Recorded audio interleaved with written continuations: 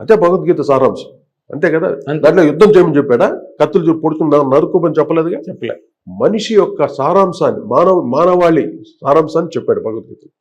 ఇది ఒక మనిషి పోయిన తర్వాత అది ప్లే చేస్తే అక్కడ తక్కిన వాళ్ళకి ఎంత బ్రెయిన్ కి అది ఎంత రీచ్ అవుతుంది, ఎనర్జీ. అది ఎనర్జీ అంటే nothing you need not worry అన్నట్టుగా పక్క నుండి శ్మశాన వైరాగ్యం కాకుండా ఈ భగవద్గీత ప్లే చేస్తుంటే ఆ టైంలో వింటూ ఉంటే ఎలా అనిపిస్తుంది, వేదాంత కదా నేను ఈ తప్పు చేశాను, ఈ పాపం చేశాను నేను అని రిగ్రెట్ ప్రతి ఒక్కరికి మనిషిలో భావం వచ్చేస్తుంది. ఎంతమంది మారుతారు ఆ టైంలో.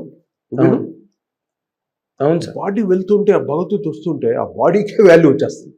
వాడు ఎటువంటి బాడీ అయినా కానీ వదిలే, వాడు ఎంత పాపాత్ముడు కానీ. చాలా కొత్తగా ఉంది సార్, ఆలోచనే కొత్తగా ఉందండి. ఆ డెడ్ బాడీ వెళ్తుంటే సాక్షాత్తు కృష్ణ పరమాత్ముడు వెళ్తున్నట్టు పాడుతూ ఆ రథం మీద తీసుకుని వెళ్తుంటే ఉంటుంది. గొప్ప అది. దాన్ని మటుకు అపోజ్ చేయకండి దయచేసి. భగవద్గీత అనేది ఆయన మహానుభావుడు మనకు ప్రసాదించిన ఎందుకు ఇచ్చేటప్పుడు ప్రతి మనిషికి దాన్ని అర్థం చేసుకోవాలి. దాంట్లో ఉన్న సారాంశం అర్థం జీవితానికి అప్లై చేసుకోవాలి.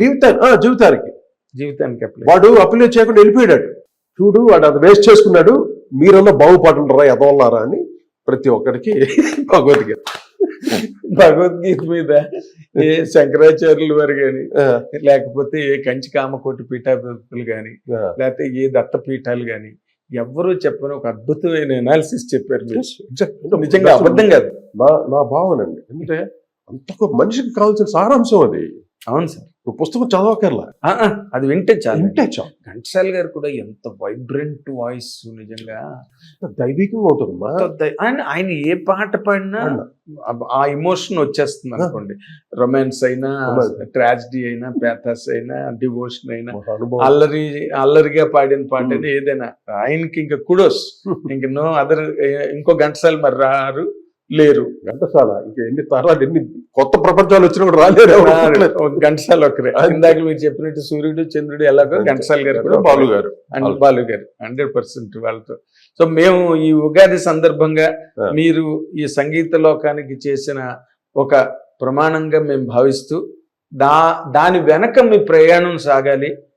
మీ సంకల్పం అది కార్యరూపాన్ని దాల్చి ఈ ప్రపంచానికి, ఈ సంగీత ప్రపంచానికి ఆయన సింఫనీ లాగా ఇది ఒక అద్భుతమైన కానుకగా మీ దగ్గర నుంచి, సాలూరు వారి ఇంటి నుంచి ఈ స్వర సామ్రాజ్యానికి మీరు ఇచ్చే ఒక గొప్ప కానుకగా భావిస్తున్నాను. ఇప్పుడు మనకి అంత మెటీరియల్స్ ఉన్నాయి. నేను అనుకున్న మెటీరియల్స్ లేవు. నేను అప్పటికి ఆ 70 థియేటర్లు రికార్డ్ చేయాలి. నాన్నగారిని పట్టుకొని ఎల్వి ప్రసాద్ గారిని చెప్పించి ఆ థియేటర్ని ఒక 1 month 2 months తీసుకోవాలి. తీసుకొని ఆర్కెస్ట్రా తోటి రోజు వేద పండితులు పాడటం, 4 లైన్లు లేకపోతే 8 లైన్లు వేదం చదవటం, దాని ట్రాన్స్లేషన్ చెప్పించడం, ఇలా దానికి మ్యూజిక్ చేయటం. ఇది ప్రాసెస్.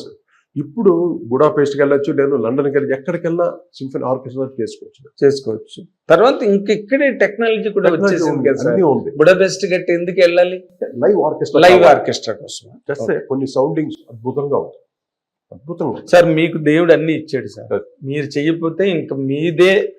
అది నా డ్రీమ్. అది చిన్నతనంలో డ్రీమ్. మీరు ఇంతగా అడిగారు కరెక్ట్ గా. నాకు సింఫనీ మీద ఏకమే లేదు. ఇది మటుకు నాకు చిన్నతనంలో కలిగింది. అంటే సంకల్పం, కొన్ని సంకల్పించినప్పుడే అది జరుగుతుంది అని, దానికి ఏదో మూర్తి బలం ఉంటుంది. అది జరగాలి. ఆ టైంకి నేను సన్యాసి అయిపోయి ఉంటాను. ఆ సన్యాసి అయిపోయి ఆ సన్యాసత్వంలోనే నేను చేస్తాను. మీరు ఇప్పటికైనా ఊరికి ప్యాంట్ షర్ట్ వేసుకున్నారు కానీ మనో సన్యాసి. మీరు మనోసన్యాసి అన్నారు. మీకేం పెద్ద ఏముండదు. మీరు అన్నట్టుగా ఎవరికో ఫోన్ చేసి ఏంటి సినిమా ఇవ్వచ్చు కదా, మేము కూడా సంగీతం చేస్తాం కదా అని ఎందుకు అవసరం లేదమ్మా. అవసరం లేదు సార్. నేనేదో సెటిల్ అయిపోయాను, బంగ్లా కట్టేసుకున్నాను, అందరు పిల్లలకి పెళ్లిళ్ళు చేసేసాను, మనవరాళ్ళు పుట్టేసాను. అది కాదు రీజన్. ఇక్కడ I have done everything.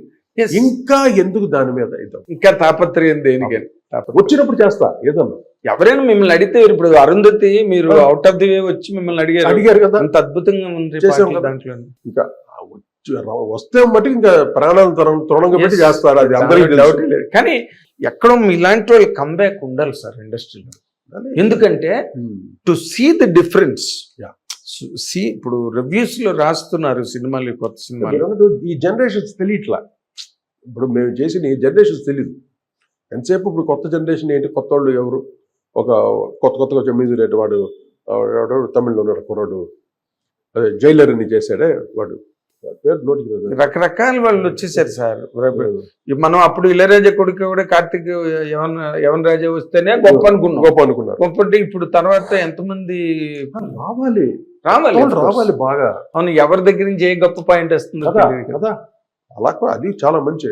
Anirudh వాడు తను కూడా చేస్తున్నాడు ఏదో, అంటే జనాల్ని ఇంప్రెస్ చేస్తున్నాడా లేదా అది కావాలి. Impressing millions. ఏంటో సార్ అన్ని పాటలు ఒకలాగే ఉంటున్నాయి. నా మీద తిట్టుకుంటారేమో నాకు తెలియదు, కానీ ఎక్కడో దేవిశ్రీ ప్రసాద్ చేసే పాటలు కొన్ని క్లాసిక్ బేస్ ఉంటుంది అండ్ వెస్ట్రన్ అప్లికేషన్ ఉంటుంది దేవి చేసిన పాటలు. తక్కువలో నాకేమంత పెద్ద గొప్పగా కనిపించట్లేదు సార్. మంచి కంపోజర్, ఎన్ని సినిమాలు అన్ని సక్సెస్ఫుల్. ఎవరు దేవి కూడా సక్సెస్, తమను చాలా బాగా చేస్తున్నారు పిల్లలు. ఏముంది బ్రహ్మాండ పైకి రావాలి అంతే సార్. నార్మల్గా ఇప్పుడు నాన్నగారి పేరు సాలూరు రాజేశ్వరరావు గారు, మీ పేరు కూడా సాలూరు కోటేశ్వరరావు గారు. మరి కోటేశ్వరరావు అన్నది వదిలేసి కోటి అని ఆ 2 అక్షరాలే పెట్టుకోవడానికి ఏదైనా చాలా మంది అడిగారు నాకు సెంటిమెంట్ ఫుల్ నేమ్ పెట్టుకోవాలి, న్యూమరాలజీ ఏమైనా లెక్కలు. నేను నమ్మేది ఒకటే, సత్యాన్ని ధర్మాన్ని అంతే. ధర్మాన్ని ఎక్కువ నమ్ముతాను, సత్యం తీసి పక్కన పెడతాను. అవునండి, ధర్మం ఏ పని చేసినా ధర్మంగా ఉండాలి. నేను యాక్చువల్లీ రాజు కోటిగా మేము అతను రాజు సోమరాజు, నేను కోటీశ్వరరావు. నన్ను కోటిని పిలిచేవాళ్ళు, అతను రాజు అని. రాజు కోటికి ప్యాచ్ అయిపోయాను, అది ఓకే.